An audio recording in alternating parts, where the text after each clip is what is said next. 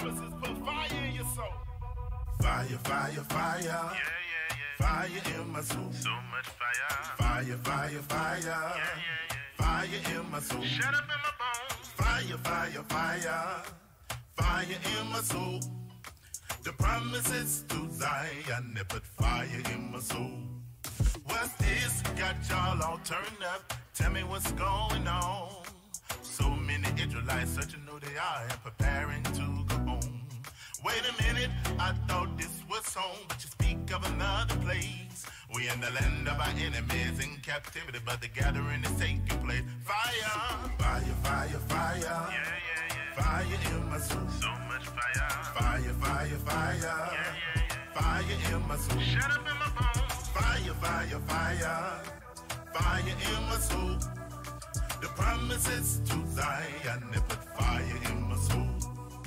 Ever since I woke up and finding what belongs to me, I want my crown and my robe like the saints of old, my legacy and history. Wait a minute, I thought you were the children of slaves, but you're telling me you're kings and queens. We the chosen of Yah, the apple of his eye, the original royalty. Fire, fire, fire, fire. Yeah. Fire in my soul. So much fire. Fire, fire, fire. Yeah. Fire in my soul. Shut up in my bones. Fire, fire, fire. Fire in my soul. The promises to Zion, they put fire in my soul. Rebirth, fire in my soul, all flames in the members. Ruach, contained in our members. Ruach, Jeremiah, cause it shut up in our bones. Can't sleep so deep like it came in syringes. Why? Cause our king is tremendous. Most high, serial contenders. Hallelujah, Abaya, Yahusha, Yahuda, Yahuda. Get them hands up in the sky. Yeah, yeah, yeah, yeah. Yeah, yeah, yeah, yeah. Yeah, yeah, yeah, yeah. Yeah, yeah, yeah, yeah. Yeah, yeah, yeah, yeah. Yeah, yeah, yeah, yeah. Yeah, yeah, yeah, yeah. Yeah, yeah, yeah, yeah. Yeah, yeah, yeah, yeah. Yeah, yeah, yeah, yeah. Yeah, yeah, yeah, yeah. Yeah, yeah, yeah, yeah. Yeah, yeah, yeah, yeah. Yeah, yeah, yeah, yeah. Yeah, yeah, yeah, yeah.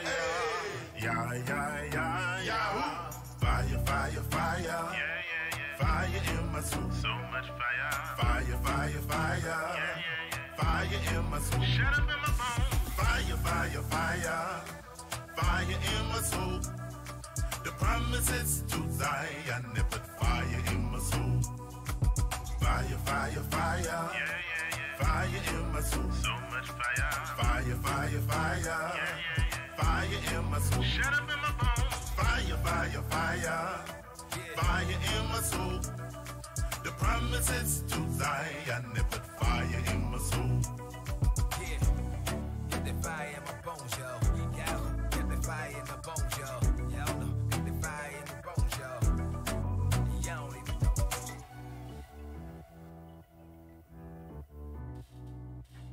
Shalom, y'all. Shalom, shalom.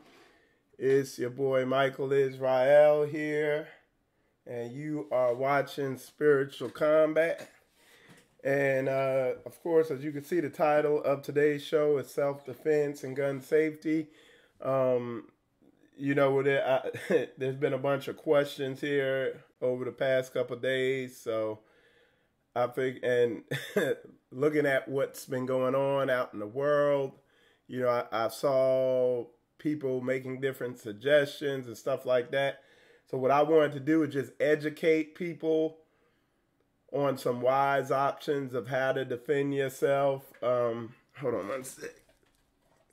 Trying to raise my chair. Okay. Just educate people on some wise ways of how to defend yourself and make sure you're aware of, you know, if you're wanting to get a gun, like aware of the responsibilities that come with it. And there's a lot. And, you know, and just make you aware of some other options out there because, like I said, the times are crazy. This ain't, and just putting self-defense and gun safety and having guns, put that in the right framework, because a lot of people are stupid and they think they can take the government on. And I could tell you, man, I've worked on some of their weapon systems. If they want to take you out, you're going to be gone.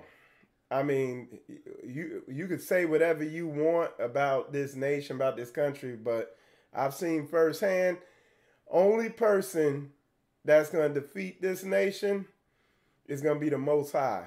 You know, you ain't. And like, they got stuff, they got weapons to where, because you got a lot of these people talking about, yeah, they getting guns because they're going to take on the government. Look, man, these, they got weapons to where you having a gun would be like, you know, it'd be like me fighting an ant in the driveway. I'm going to just stomp on him and he's going to be done with. So don't have any delusions of grandeur, you know, when it comes to guns and weapons. It's strictly self-defense in worst-case situations. The most powerful weapon of self-defense is not a gun, it's not a knife, there's nothing out there. The most powerful weapon is called situational awareness, okay? So that is the most powerful weapon. And that's being aware of what's going on, avoiding. A dude broke it down like this. He said, don't be in stupid places at stupid times around stupid people. Okay? If you do that, 99% of the time, you're going to be fine. Okay?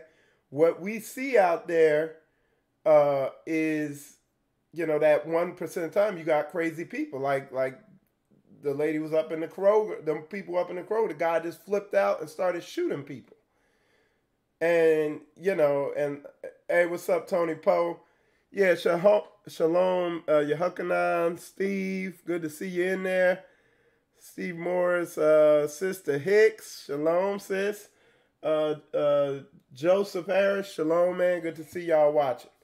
So 90% of avoiding these situations, I say 90 or maybe even 80%, is situational awareness, not being in stupid places at stupid times around stupid people. Case in point, the dude who I heard say this, he said there was a lady, she went to a gas station that she knew to be in a stupid place. It was a place that was kind of a rundown place at a stupid time. It was 2 o'clock in the morning, and there were stupid people out there, or people who looked kind of shady. Well, that's a dangerous situation. There were people outside who had been drinking, who were coming back from somewhere, hanging out there. Well, you might be in a situation, you know. But sometimes you got the crazy situation where, Sister Lovely said her husband calls it danger spotting. Yeah. You know, that's what it is. I told my wife from here on out, so after the sun goes down, I don't want her out anywhere without me being out there. You know, even though she has protection on her, but let's avoid even having to get into that, because that complicates things on a whole nother level. You know, you pull out a gun and start shooting. People don't know if you are the defender or the offender. So it's a whole nother, okay? So understand that, because a lot of people think guns and these weapons and self-defense weapons are a magic pill that can defend anything. You know what I'm saying? You know, and that's not the case. That's not the case. Anyway, with that said, let's get into it a little bit. I said one weapon that everybody should carry around is a tactical pin. And let me show you what that is. Okay. I don't have one. I have this thing on my keychain. Maybe my wife, if my wife is watching, she'll bring my keychains, my keys in here, and I'll show y'all what I have on there. But I have that, and it's this thing where, you know, it's a weapon on there. But let me show y'all a tactical. I'm gonna show y'all a woman's tactical pin because it's even less obvious. So woman's tactical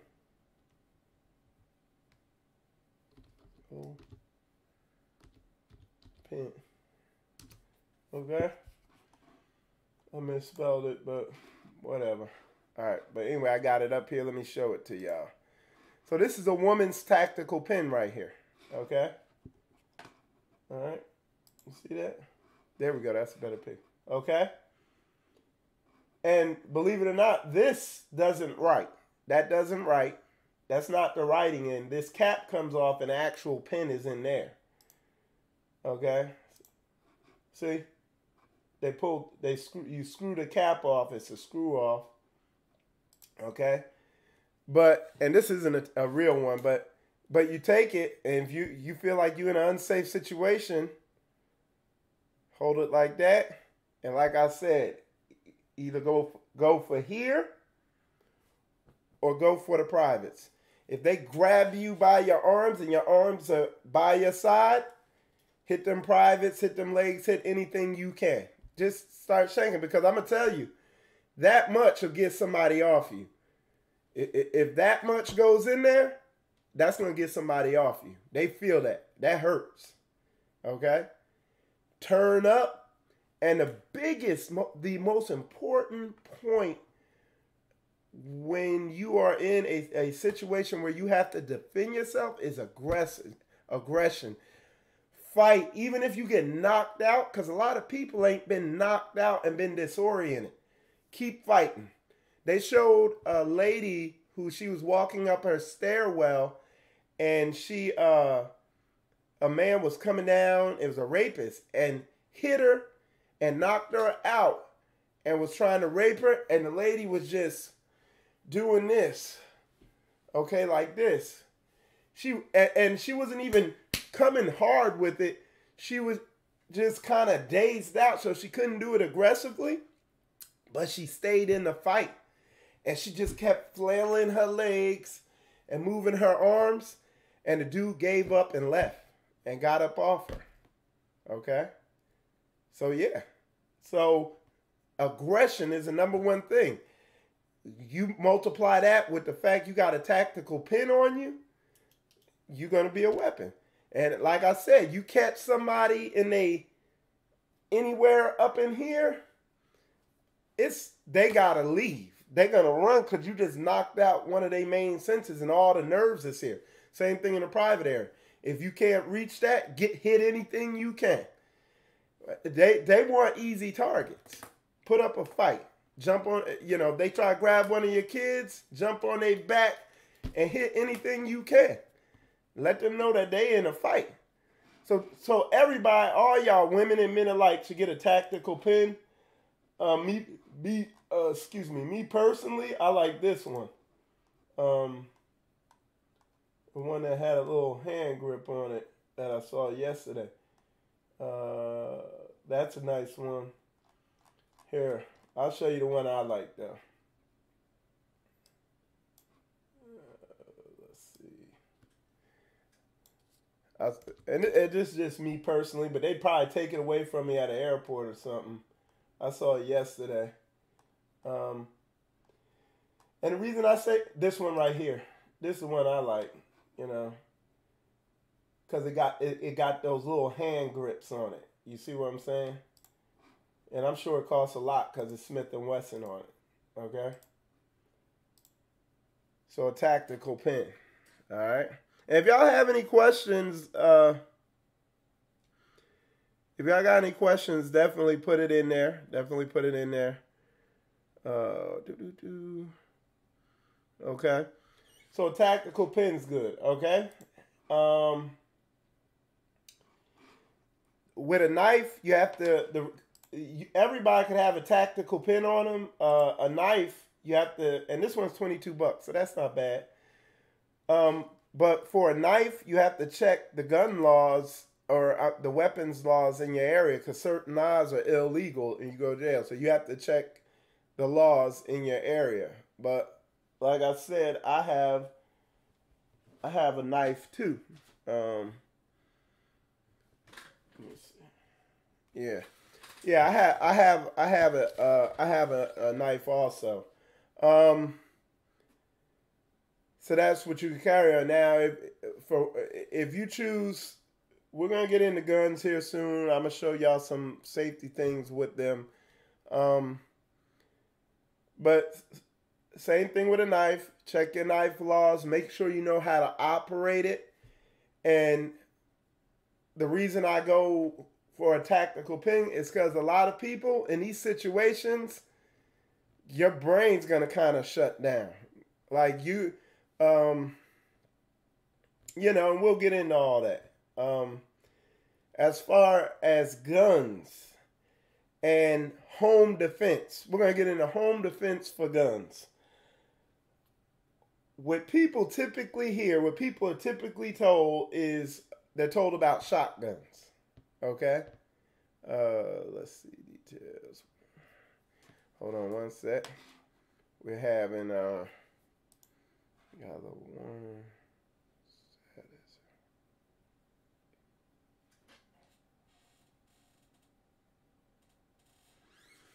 Okay, y'all tell me if it's hanging up over there on Facebook. All right. I don't think it is. I mean, it's just throwing a warning up there. But anyway, so yeah. Let me see something. So let's get into home defense, and we're going to come back to self-defense, because a lot of people, even me, they're told certain things about home defense, and it's not true. It's not valid information. And pop out chat. Okay. All right, there we go. Good. Everything worked good there. So, home defense. We're going to start with home defense guns. What you typically hear is the best gun to get for home defense is the shotgun. Okay? And I'm going to show you why getting a shotgun is not the best gun to get for home defense by far, especially if you're a woman or somebody who's not super trained and all that with shotguns. And this is the shotgun I've gotten, you know, for home defense. And we're gonna go through gun safety with each gun also. So anytime you pick a gun up or anything, treat it like it's loaded. Treat it like it's a laser gun that's turned on, and whatever you move the barrel across is gonna get cut in half. That's how you have to treat it. So be careful where you point it. Anytime you pick a gun up, you always want to, and I'm doing it backwards so it's a little more difficult. So you always want to open the chamber up and check it to see if it's loaded. And this one is not loaded. But the reason why, for typical people, unless you're some type of advanced gun person, the reason why a shotgun is a bad home defense weapon is because, and especially this one that I have, now I've put a special stock on it to make it a little more manageable, okay? See, like this, all right? But the reason why it's a bad weapon, especially if you have one like this, is because say there's a knock at the door, or you got to open a door. you got to take your hand off it, off the shotgun, to open that door. The other thing, everybody be like, when they hear that sound, they gonna run. You don't want to let nobody know nothing. You don't want to let nobody know you there. What if you rack it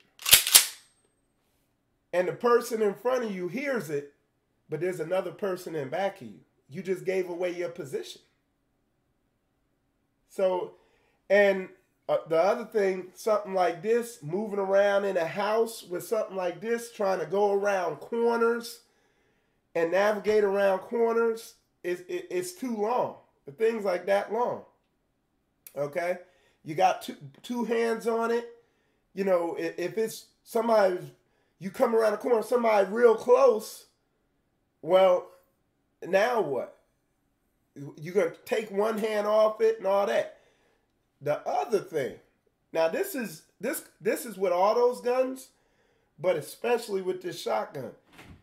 If you shoot a shotgun in a house, the pressure that's released from that shotgun will disorient you. It just the force of that and the amount of gunpowder coming out, you'll be disoriented. You're not going to know where you're at. Okay? So, when you're in that makes a shotgun kind of a terrible gun to be in the house because, yeah, not only are you going to hit your target, after you shoot that first round, you're not going to know where you're at. Okay? So, that is why I wouldn't have a shotgun as my home defense gun, nor would I have an AR-15 because, again, to open doors, to move through the house, you don't have one hand free. Okay? Yeah, you don't have one hand free. You have, you know what I'm saying? You got to have one on the gun, or say you do open the door, and then you got to go back to the gun real fast. You're not going to be able to... You know, you don't have that freedom, okay?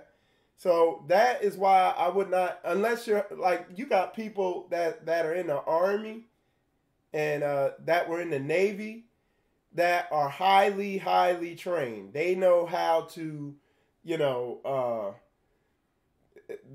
like, their AR-15 is like it's like literally like their arm. You know, they live with the thing, they're highly trained in it. So that is, but that's why, yeah, I would not use anything like that as my home defense gun. Plus with the shotgun, you got about 6 rounds, and to shoot it, you got to rack it. I mean, they got semi-automatic shotguns, but in a way it's kind of overkill. And still, like I said, you only have 6 rounds. Okay? 6, 7, sometimes, you know. So, and like I said, but that is what's typically pushed as the perfect home defense gun and everything like that. What I would recommend if you're going to get a home defense gun is something like a Glock. Okay? And the reason why I say a Glock is because the Glock is it's simple to operate. It doesn't have a hammer. I have one here. It doesn't have a hammer on the back that you have to cock back. It's simple like that. You cock it and it's ready to shoot. The other thing is it has, like mine here, you carry 15 rounds. When you're carrying it, you can if there's a knock at the door, you can have it right there at your side. You open the door up. You could come around corners. If somebody's right up on you, you got it right there on you. You see what I'm saying? And again, at the end of the day, it's about how many rounds you have. When you shoot that little round, it's still going to be loud, still going to shock you, still going to disorient you, because I'm going to tell you, when these guns shoot, if you haven't heard a gun fire before, the pressure and the noise it makes will have you disoriented. You won't. A lot of people, if you haven't heard one before, especially if it's inside and the pressure doesn't have room to dissipate, a lot of people will, they will freeze up from the sound, and most people won't even know what it is. They won't even know what's happening, because the thing that gets people the first time they hear a gun fire is because you can feel the concussion hit you too. So you can literally feel it all over your body when the thing fires.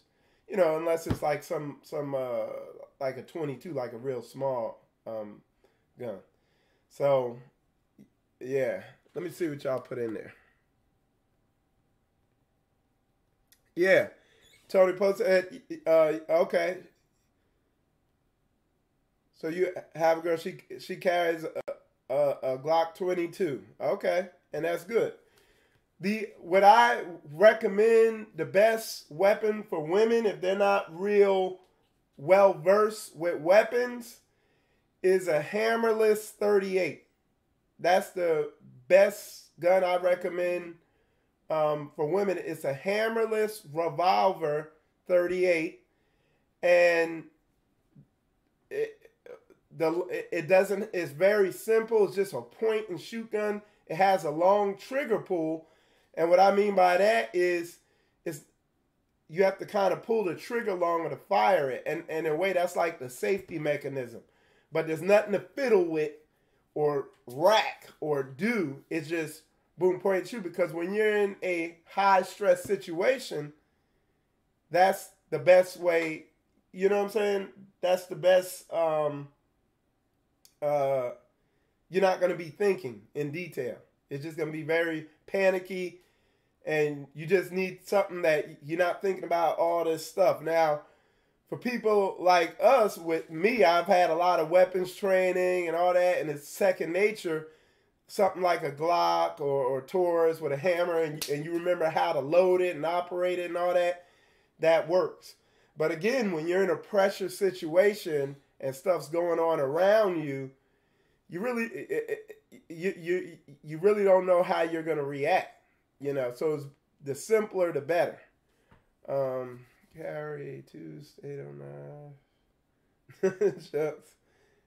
And real katana made by get your whole shoulder taken. Yeah. So yeah, as far like I said, with knives, you want to check the laws and stuff like that in your area. Now, I'll tell you this. In a home, if you don't want to have a gun in a home, the best weapon to have is a sword. And even to put it better, even better weapon to have is a pole with a knife on it. Okay? What are you looking for?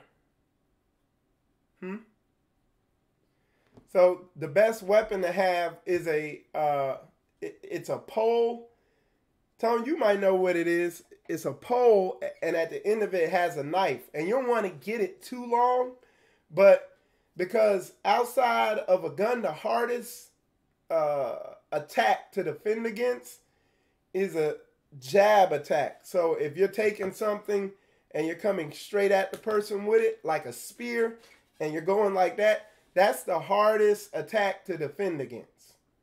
So if somebody comes in your house, the biggest thing is distance. You don't want people near you. So the hardest thing to defend against, he said it's called a katana. Let me see if I can pull it up here. Let's see.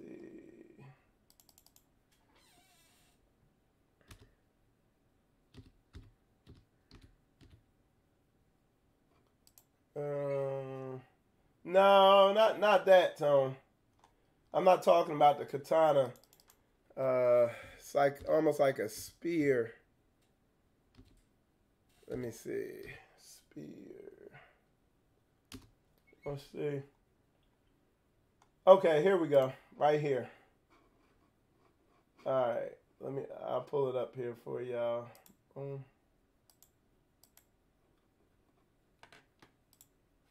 right. Let's go. This right here. Okay? This is the best, one of the best weapons, because now, especially if you're a woman, they don't have to get, it's called a survival spear. Survival spear. Okay? And you can cut with it, and people, whoever's coming at you doesn't have to get close. You just jab them with it and jab at their body area, because it's a bigger target and their organs are there. And that would be the best weapon. And this is only $38. It's 44 overall length, 44 inches long. Okay? And that gives you, that's a good distance between you and somebody who might be near you, and, you know, keep it by your side. Again, the one drawback is you got to be careful turning corners. But like I said, that distance is key, you know. So, 36. So yeah, and that's pretty good. It's about that long, you know. So that's good, good distance. So that's a good weapon to have. Oh, katana. What you talking about is a bamboo kili knife. Okay, it's about 6 foot. Now 6 foot might be a little too long, but yeah, I like that. You know, you don't want it too long to where you're bumping into walls and you can't operate with it comfortably. So, Sister Sheba said, what about a 9mm? Yeah, you can get a 9mm. So I'll tell you the difference.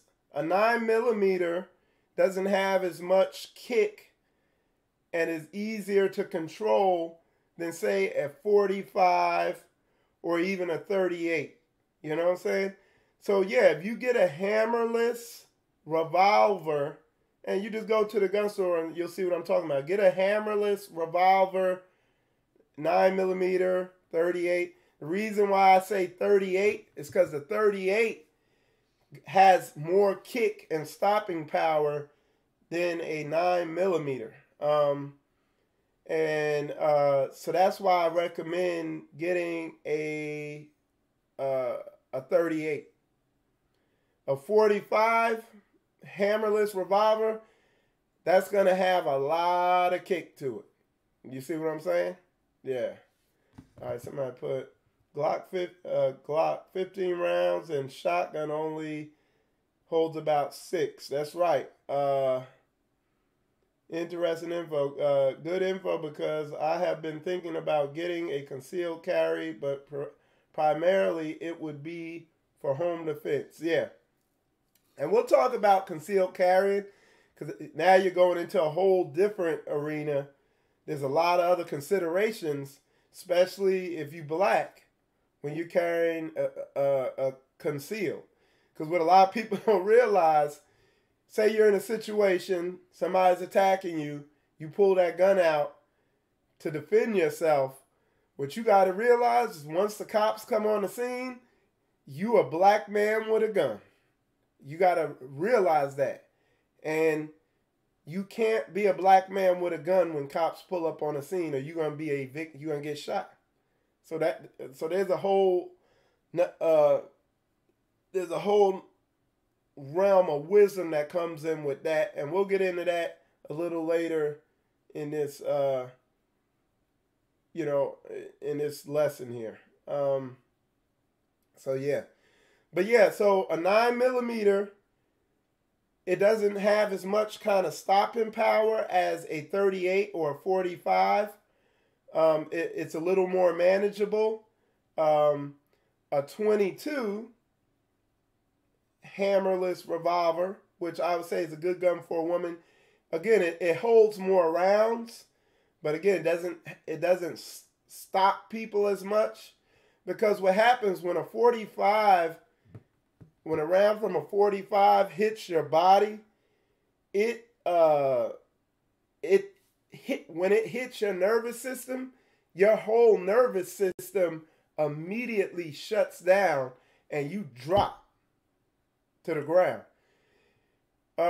With a 9mm, if you have hollow points, it could have the same effect, but I don't recommend using hollow points, because sometimes if people have on certain types of clothing like thick leather, or if you're shooting through a car door, say somebody kidnapped your child and they're trying to drive away and you're trying to shoot at their car, it won't go through, a lot of times it won't go through the car metal because hollow point spreads open. So like I said, that's why I don't recommend hollow points. A lot of people say, well, if it's a home defense gun, you want to have hollow points because it won't go through the drywall as much and all that. But the same thing where if you're in a home, like, you need to be trained with these guns also. And I'm going to get into that also. But so what I say is I don't push hollow points. I don't push those rounds. I say just get the regular slugs. I don't push, a 45. I don't push that because, what's up? So I don't encourage people to get 45s unless you're well trained, because they have a lot of kick.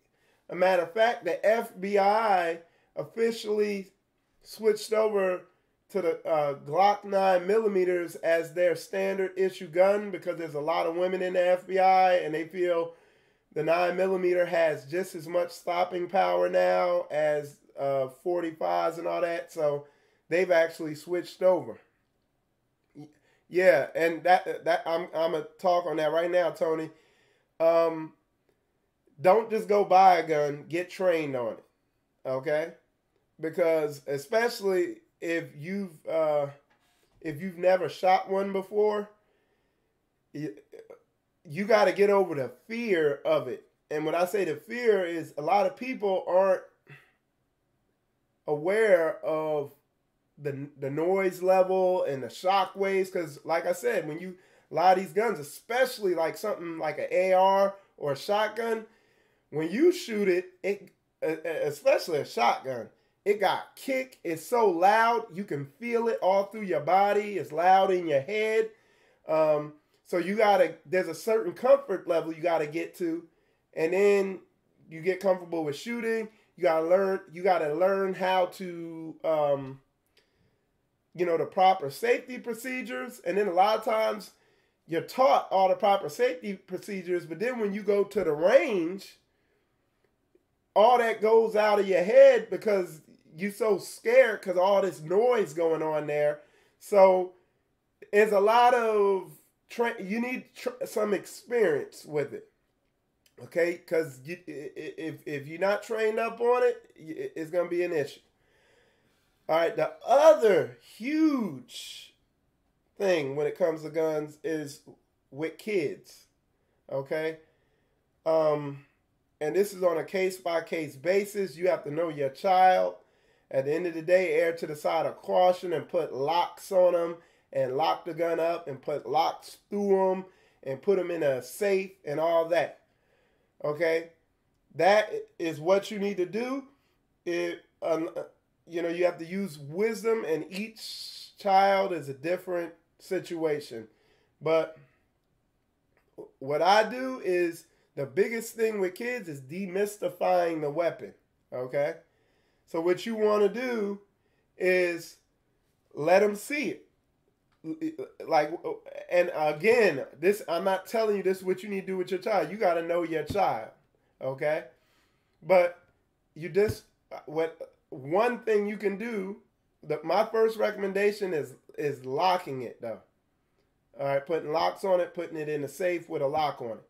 But I'm going to tell you, in a home invasion situation, and when your adrenaline's running and you're not thinking straight, you sitting there trying to plug a code in and get a key and unlock a lock in a situation like that.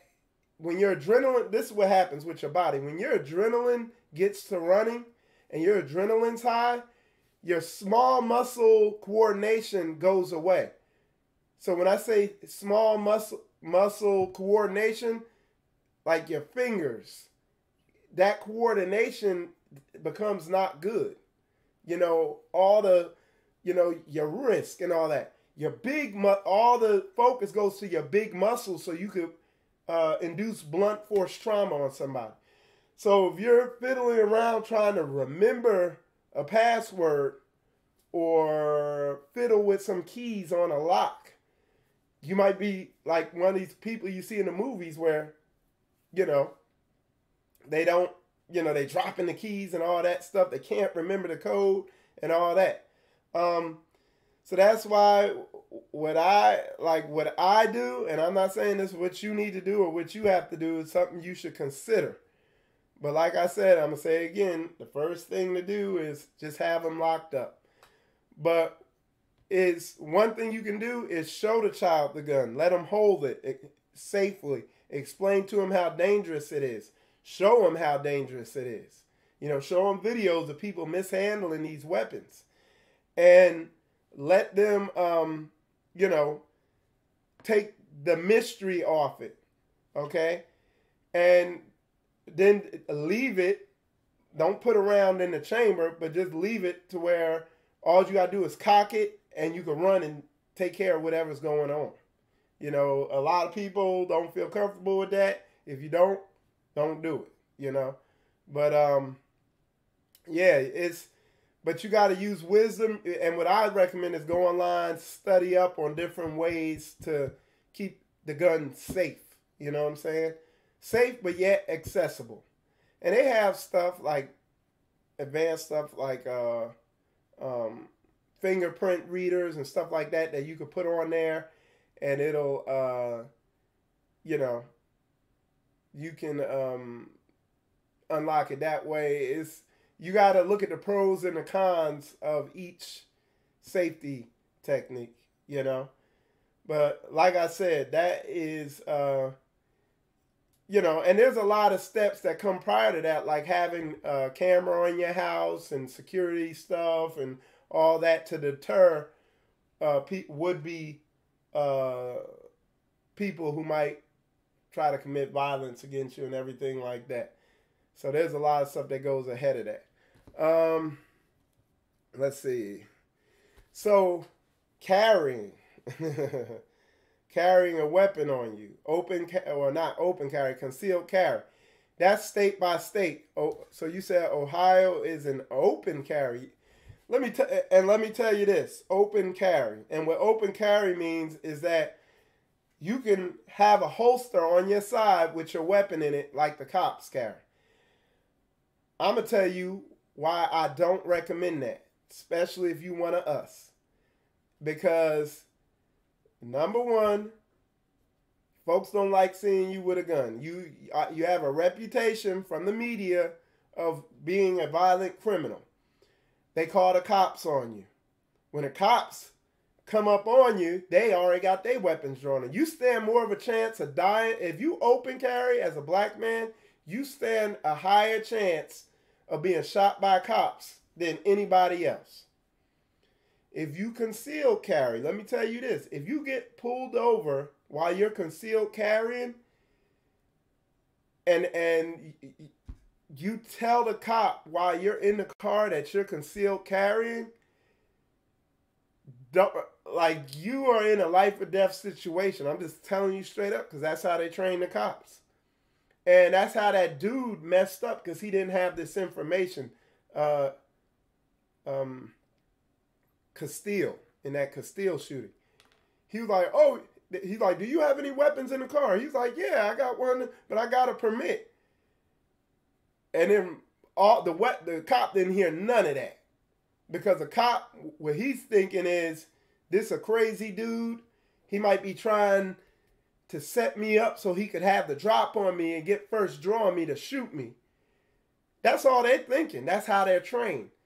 So the mistake he made, he was like, yeah, I got a weapon on you. Let's see, I'm late. Okay. Yeah. So he told the cop, yeah, I have a weapon on me. First mistake, because now all the cop knows you got a weapon on you.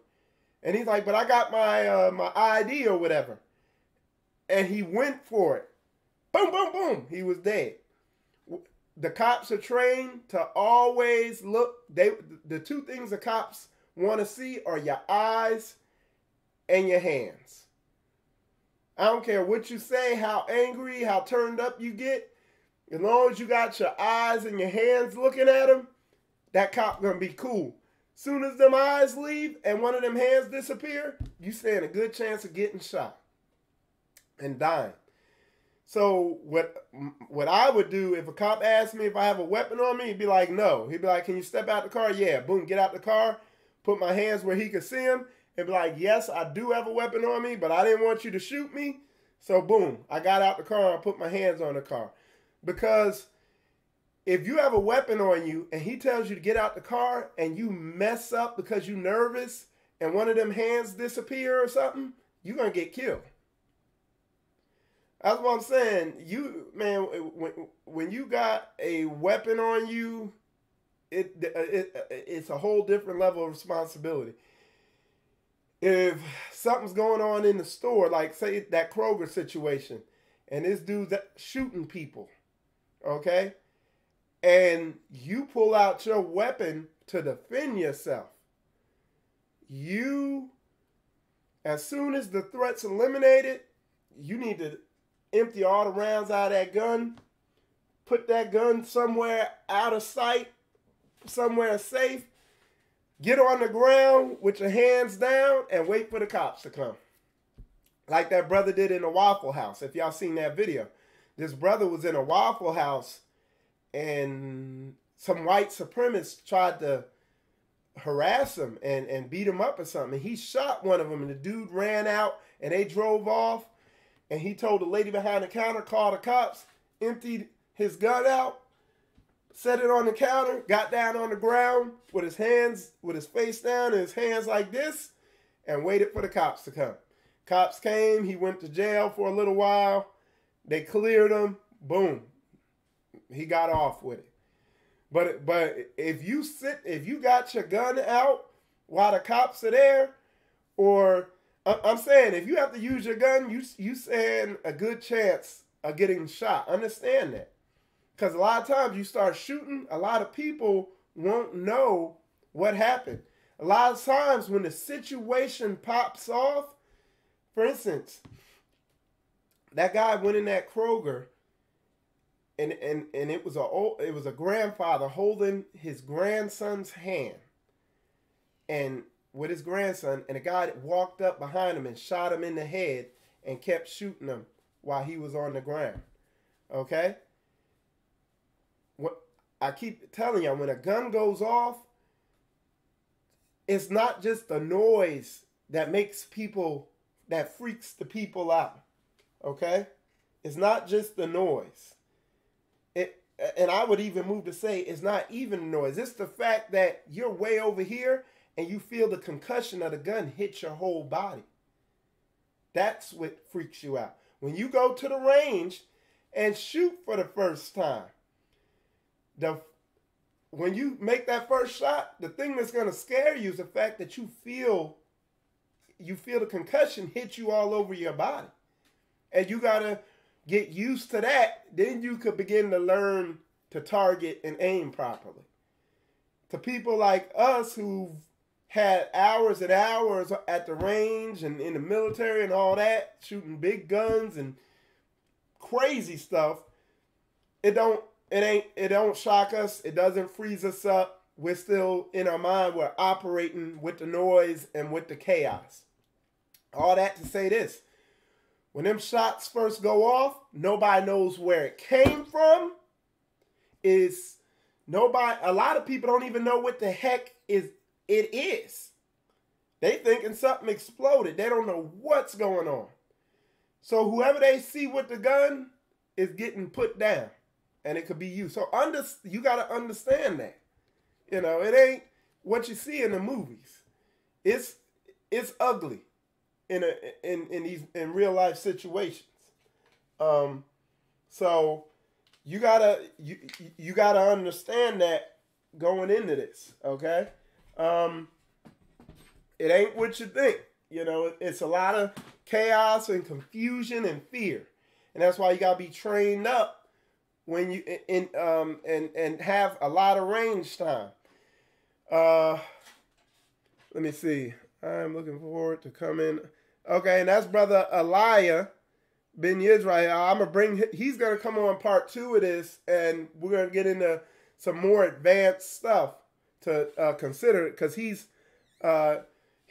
more highly trained with weapons than I am. You know what I'm saying? Cause you was in the army, so like he's one of them dudes where AR-15 is like another hand to him. That's how good he knows how to operate. But the thing is, you got to get range time. You got to get, like, even me, like if I've been off the range for a long time and I go to the range and those guns going off and all that, at first you're a little scared. And then you get comfortable and relax into it, and boom, boom, you just knocking the target down, So, yeah. And like I said, the way I train people with weapons is the first thing I train them on is trigger control. Even before, first gun safety, letting them know how dangerous the weapon is, all that stuff like that.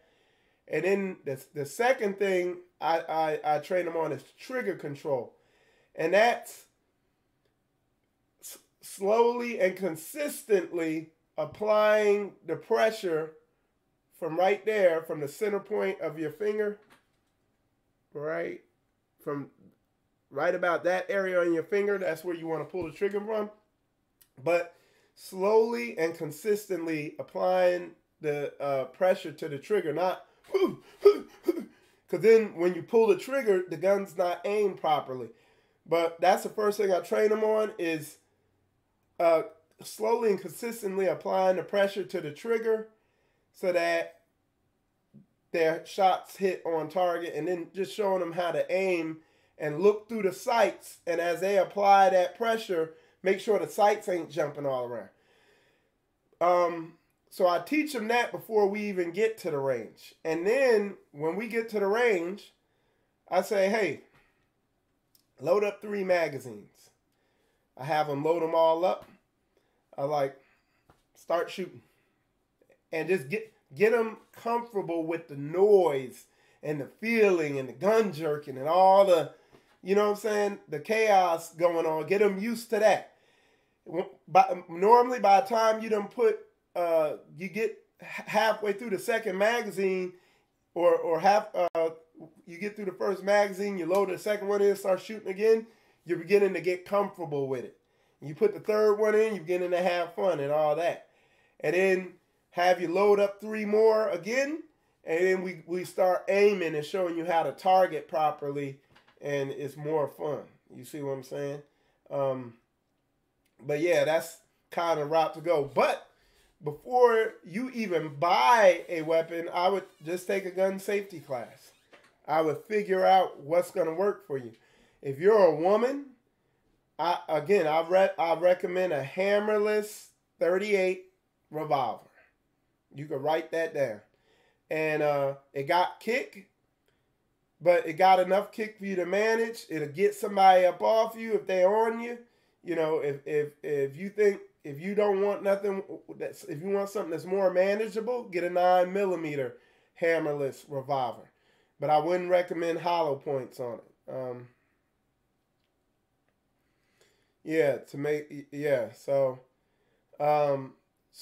So that is what I would recommend if you're a woman. If you're a man, I recommend some type of Glock. The thing with the Glocks is that I like is they're simple to operate.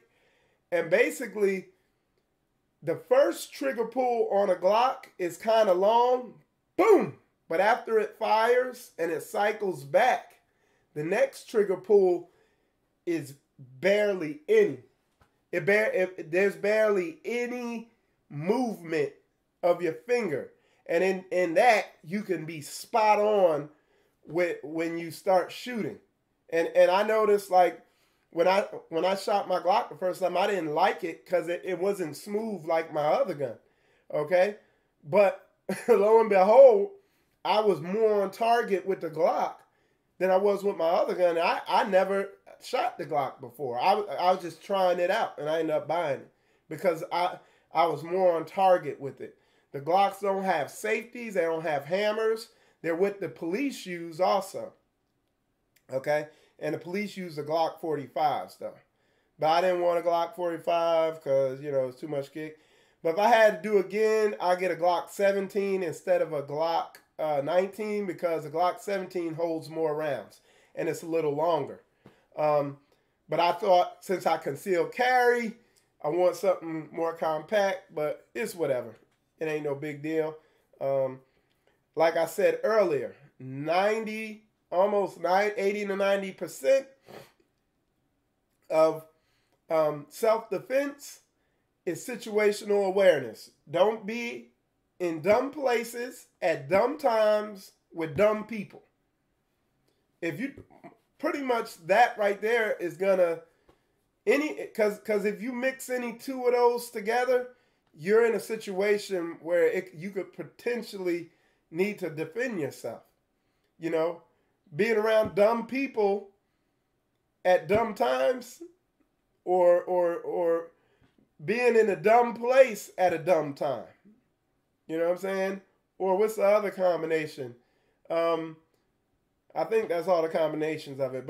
And if you got all three, it's a dumb time. It's 2 o'clock in the morning. You're at a dumb place. You at some gas station late at night in some bad area. And you see some dumb people out there, some people coming from drinking and alcohol. Yo, something might pop off. You know what I'm saying? Something might pop off. Now, what you've seen lately is, Elijah put 100% situational awareness. And Elijah is professionally trained in situational awareness. That's why when we do our next class, it's going to be advanced. I'm going to have him on, and we can really get the meat off the bone in this situation. And we could get more into making the right selection of weapons. But I'm telling y'all, man, before you start concealed carrying, weigh the cost, be wise about it. Understand how you need to deal with these cops. Because the cops are trained that black men kill cops. Like, that's basically how they're subliminally trained. That you see them, they shoot. You see us, they'll shoot us in the back running. It's like they're trained to be like the most detestable thing that could happen is you get shot and killed by a black man. So if you even remotely think he got a gun, kill him, and we'll take care of you. And so, like, for instance, me, when I deal with the cops, because I've gotten pulled over plenty of times. I used to race. When I used to really work on cars and all that, I used to race out in the street. I got pulled over and arrested before, all that stuff. And I never had a situation with the cops because I wasn't up there arguing with them. The brother, Dwayne, I think it was Dwayne, he showed that video on his teaching yesterday where it was an older black woman and they were telling her to get out the car and she didn't want to. And they had about 3 cops pull out the car and she yelling, screaming, and carrying on. And that our people have to realize when you're in the presence of a cop, you are in a life or death situation. You are in a life or death situation. Elijah used to be a cop. He's going to confirm this when he comes on. This is behind the scenes now. Through his training and what he witnessed. When I was in the Air National Guard, I worked with cops. And they told me all types of stuff. So what I'm telling you, I know what I'm talking about. You remember a couple shows ago, I told that brother, I taught that lesson, and I said the cops' policy is comply or die. Don't argue with them. Just do what they say. If you want to fill out a complaint, do that later. And lo and behold, one of the brothers watching, he was walking through his suburban neighborhood where he lives at, and a cop came up on him and got out his car and said, "Show me your ID. Who are you?" And the brother, it popped in his head what I had taught in my lesson. He pulled out his ID, showed him his ID peacefully. Cop said, "Oh, okay, you live right here. Okay." Boom, let him go. And the brother walked away with what? His life. So, again, if you're concealed carrying, your biggest threat is cops. And if you dumb enough to open carry, I would put your chances of being shot, I'd put them up there real high. You know what I'm saying? Y'all already seen the videos. You got to be wise. Wise as serpents, harmless as doves. So going back to what I said, let me tell y'all this. When I get pulled over by cops, if I get pulled over, and in Jacksonville, I'll be honest with you, the cops are pretty cool here. I haven't had any issues with them. Georgia, the cops is tough. The cops here in Jacksonville is real laid back. Of course, that depends on where you live at also to a certain extent. But by and large, I've really had good dealings with them.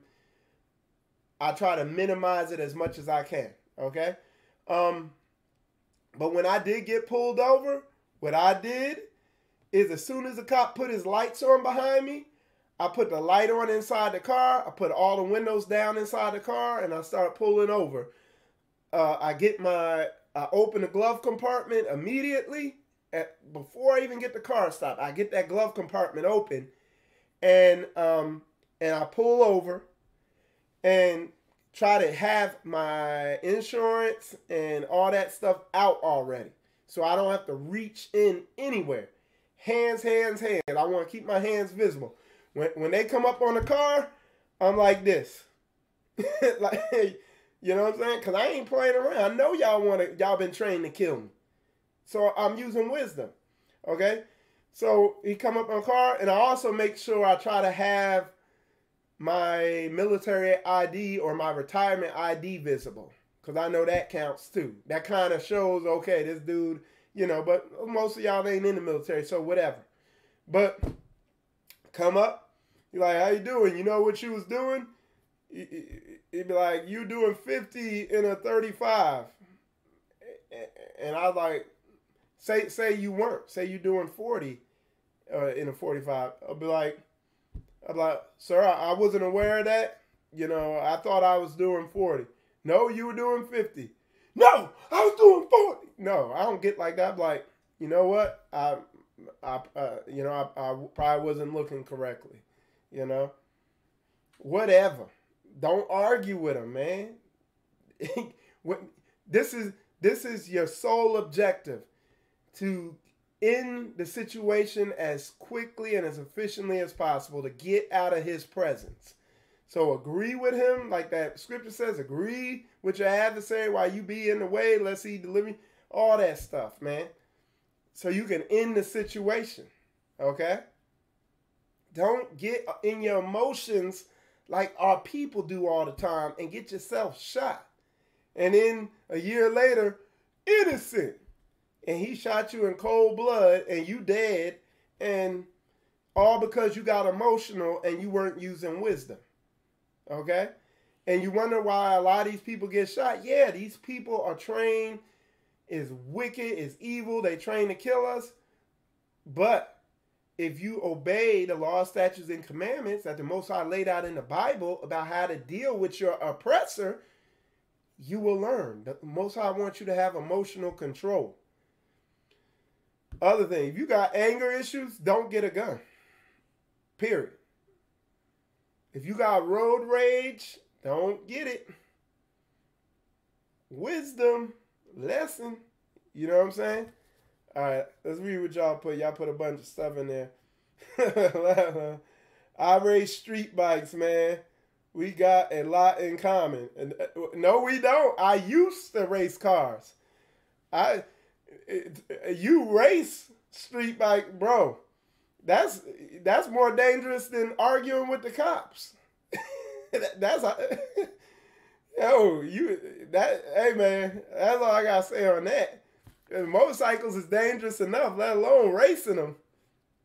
All right, so Elijah put Supreme Court decision of a police officer is operating outside his authority. You can use deadly force, but our chances of making it to court is slim. Yeah, and I'm not talking about their laws, because they twist their laws to do whatever the heck they want against you. We've seen that our whole time here in America. What did the Most High said? Go be wise as serpent, harmless as doves. Agree with him.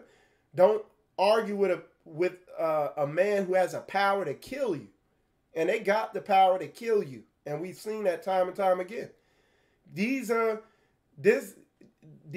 nation is the Lord's belt to whip us into compliance with his laws, statutes, and commandments. If you go against them and you get out here arguing with these cops, you're going to get killed. Period. Y'all seen it enough.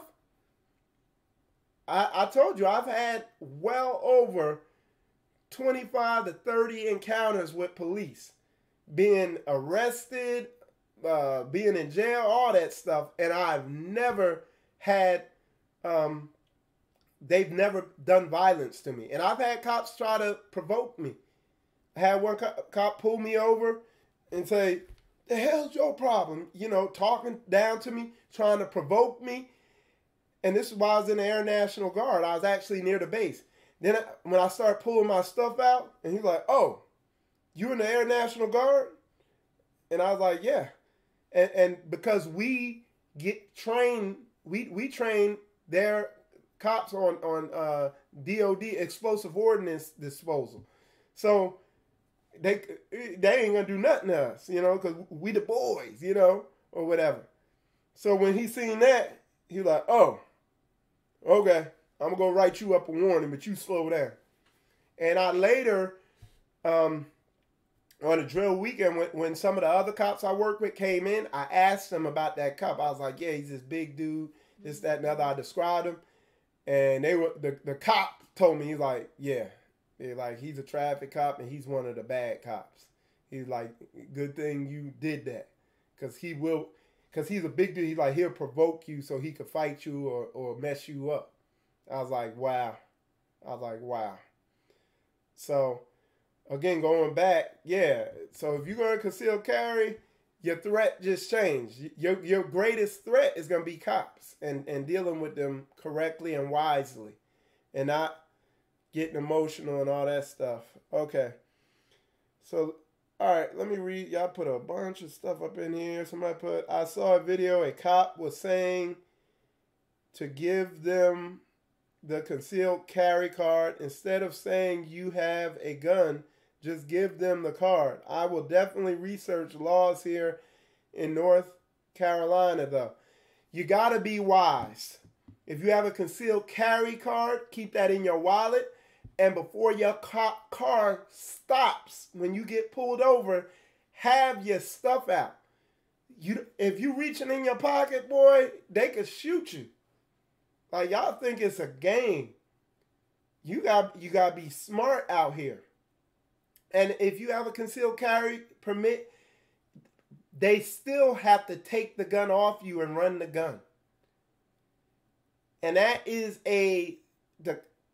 that's the most dangerous period for a cop. They train the cops to like, yo, this is the most dangerous part of your job, is this transition period where you got to get the gun off them, because you are not allowed to hand them or touch the gun and hand it to them.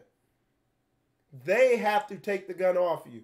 And they are scary at this point because they're coming near you, your hands are up, and the way they train, you could go boom and elbow them in the face and go, because that is vulnerable. So they train to have their finger on the trigger, all that, whatever. Okay?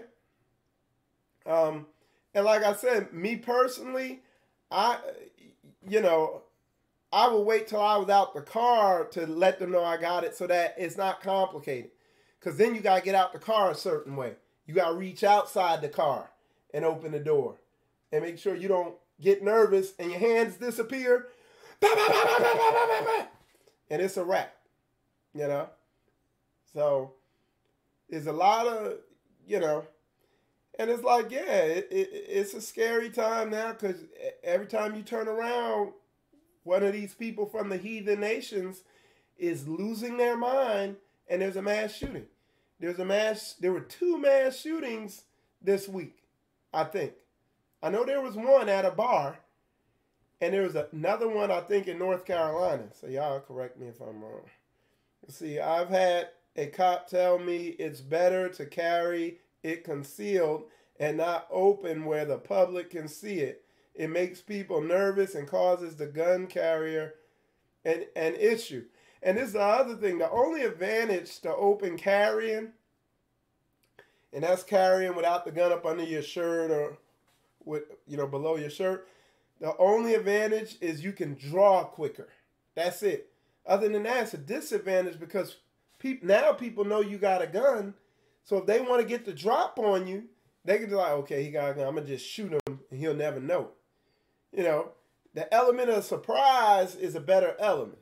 And then, like I said, if you a brother, you just going to really make your life complicated walking around like that. People going to be calling cops on you left and right.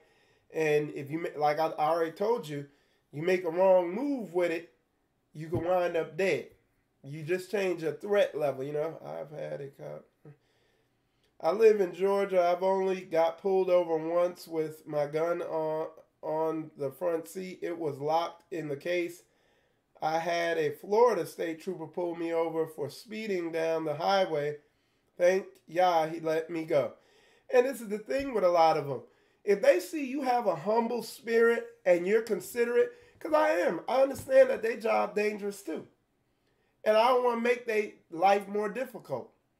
And at the end of the day, if I was speeding, I need to pay the ticket. Because I need to obey y'all's law. Your law, their law, and the Most High's law. Okay? So, Sandra Bland is the evidence of that. We are told to agree with the adversary quickly. Amen. Live and not die. Amen. And, you don't want to say mean stuff like that in situations like that because it's a sad situation. But nobody educated that sister and let that sister know that, because this society brainwashes the women in the, hey, you could talk to men any type of way. You could talk to a black man any type of way. But when you talk to somebody from one of these other nations, you see, that lady was mouthing off to that Asian dude, and the Asian dude punched her in her mouth. And then he put the weave on sale the next day and had a blowout and made more money off it. You see, the sister mouthed off to Sandra Bland and wound up dead. And that's because people aren't being taught what the game is today. They don't know what team they play on. They don't know the rules of the game and what type of game they play. You are right. When I was younger, I used to feel uncomfortable with people using the open carry rights. That is because just seeing a gun had me uncomfortable. That is true. Yeah. These white folks still carry open. I just watch them. Yeah. And they can. Because that's who that law is for. That law is not for you. I'm just keeping it 100. You can say what you want, but I'm not saying what they say. I'm telling you the law is not for you watching their fruits and the actions. That law is not for you to open carry. As a matter of fact, they don't want you having a gun, period. Understand that. Okay? That's why they quick to give you a felony so you can't get one. All right. Thanks for this video. This is, okay, excellent. All right. Yeah, appreciate it. All right, let me get on Facebook. My Facebook froze up a little. See what y'all saying over there. Oops. I can't believe I just got this phone that's running slow on me. I'm going to have to delete some stuff off it. All right, so let's see what y'all saying over there.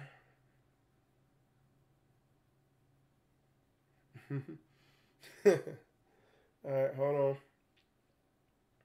Somewhere. All right, there it is. All right. I can't believe this thing's running slow. But, so yeah, so you really gotta weigh it. Let's see. All right. And Sister Koya does not like me talking about guns on social media. It makes her nervous, but I just wanted to keep everybody, y'all gotta be, I'm educating and trying to inform y'all. Outside of doing this at your home. Okay. Class. But I want to educate and inform y'all, keep y'all on just the basic stuff. Let me see what y'all put there. Okay. Let's see. You truly need to know. Okay.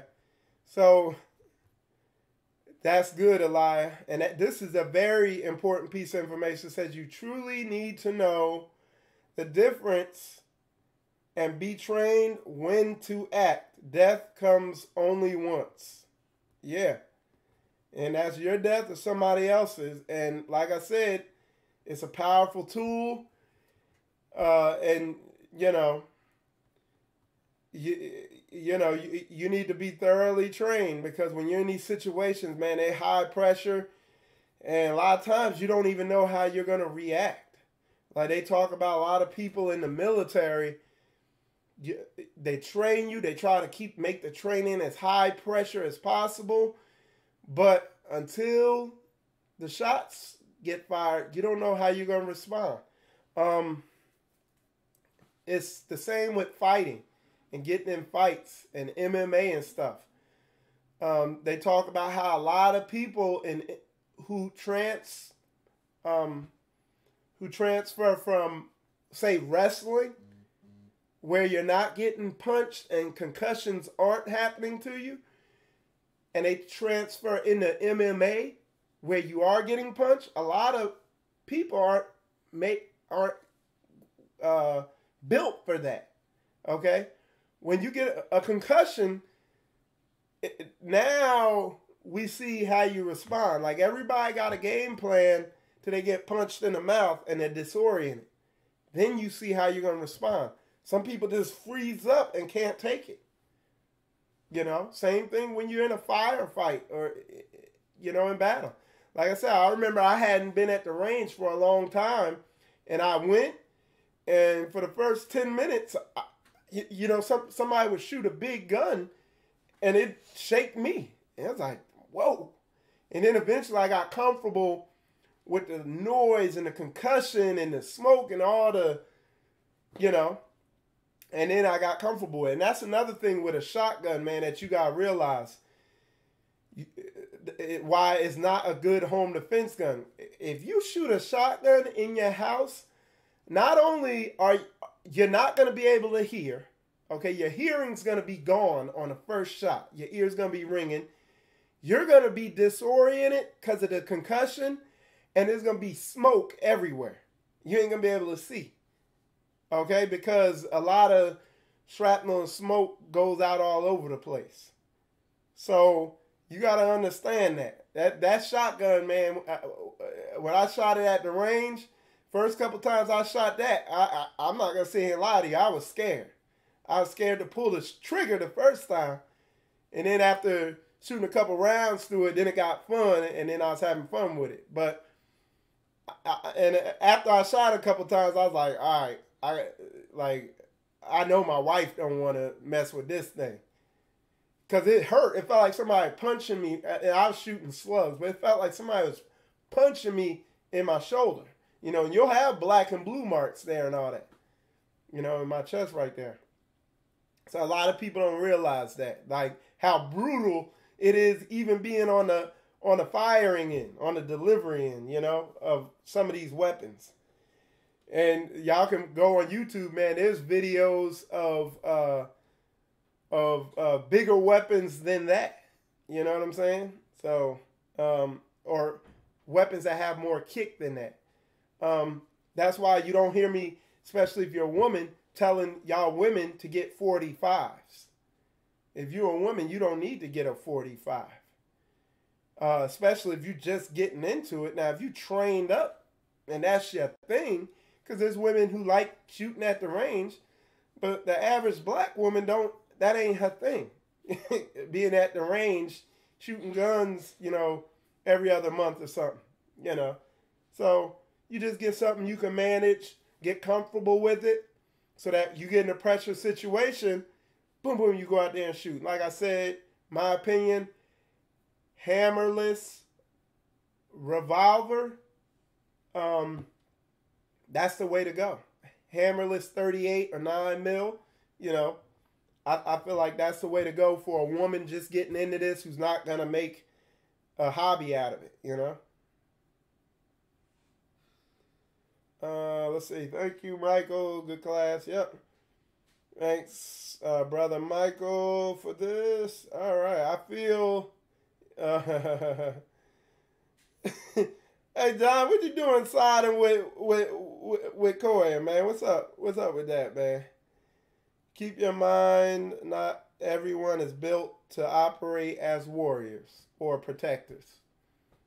Exactly. But you gotta, but we all need to know the basics of defense, you know? And like Elias said, and like I said, before you go buy a gun, before you learn self-defense, a lot of our people need to learn basic situational awareness and learn how the 3 things I said. Don't be in dumb places at dumb times with dumb people. If you learn situational awareness and that, you're going to be safe, you know? And of course, stay prayed up with the Most High Yah, saying that word, and he'll protect you, you know?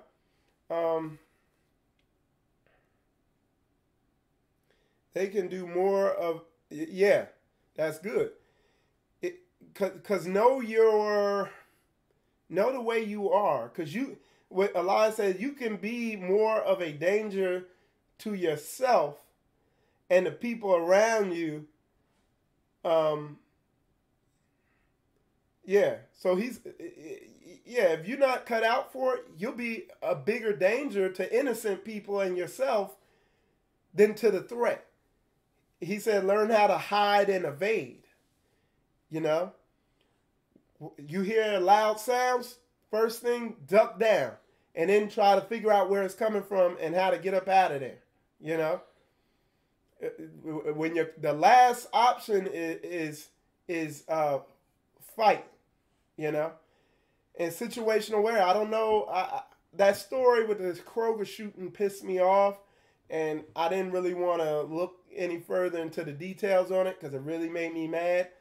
But something I would like to know is, like, what was his situational awareness? Because when I'm in line now, and Elia is very on point with this, is situational awareness. Just looking around.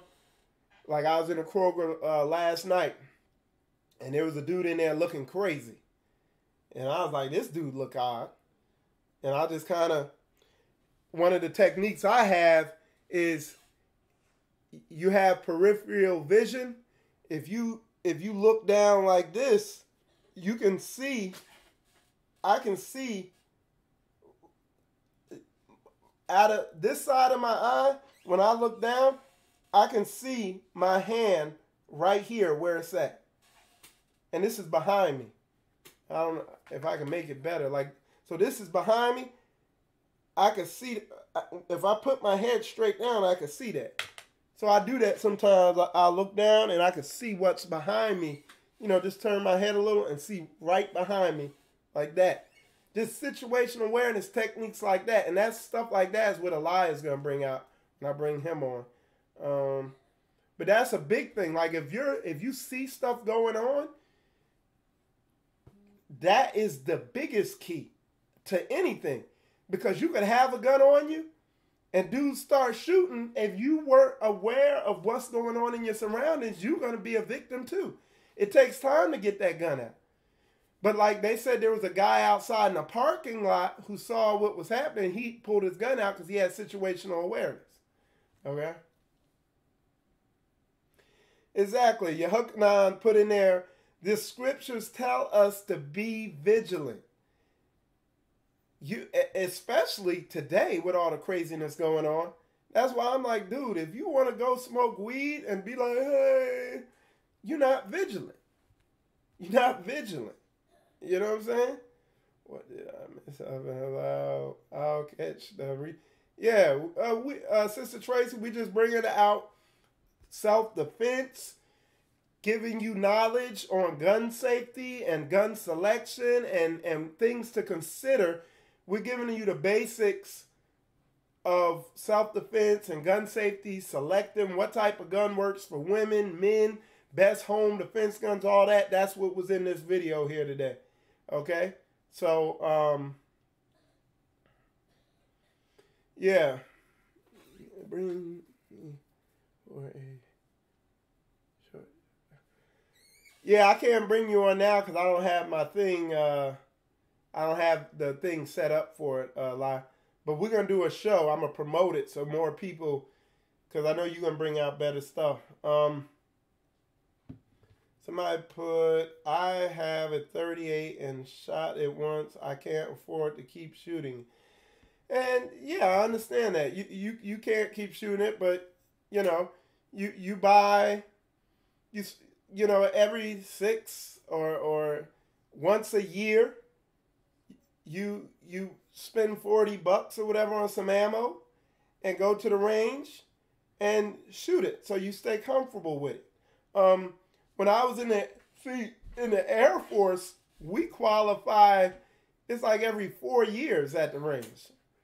But the way we qualified, they take you out there on a burning hot day, make you put on chemical warfare gear, and you got to shoot it in all that heat and hot, because I'm a left-handed shooter, hot brass be popping on my arm. So, and what it teaches you, you learn to just focus, and it just gets in your memory, where it's muscle memory, where you only got to think about loading it up and how to operate it.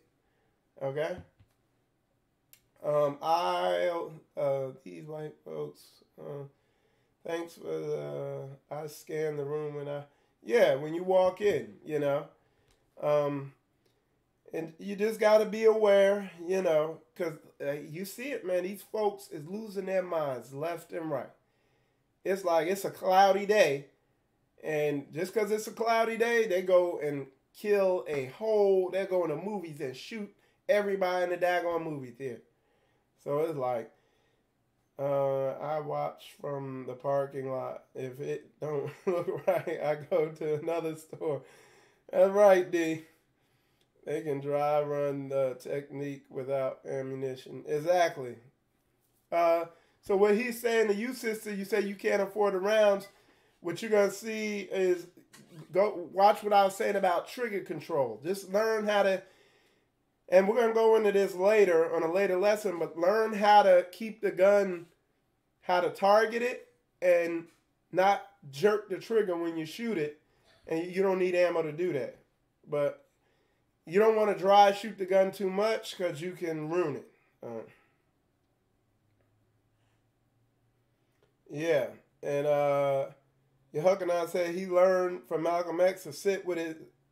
Don't sit with your back to the door, you know. And like I said, you can't walk around like some paranoid freak show, but a little bit of situational awareness goes a long way. Somebody put, I really don't think I want to own a gun, but I believe I need to know how to use one You never know what situation you might be in that you have to see one and don't know how. Yeah. And like the way somebody said it is, when you in one of these situations, everybody wish they had a gun. You know, when you pin down and somebody, you know, because it's a cloudy day, they decide they want to just take some lives, you know, nobody's about gun control then, you know. So, anyway, y'all, with that said, I'm going to wrap this up. Appreciate y'all tuning in. I'm going to get with Elijah. We're going to put together a more comprehensive self-defense and gun safety class for our Hebrew brothers and sisters. Anyway, with that said, I'm going to wrap this up. And shalom.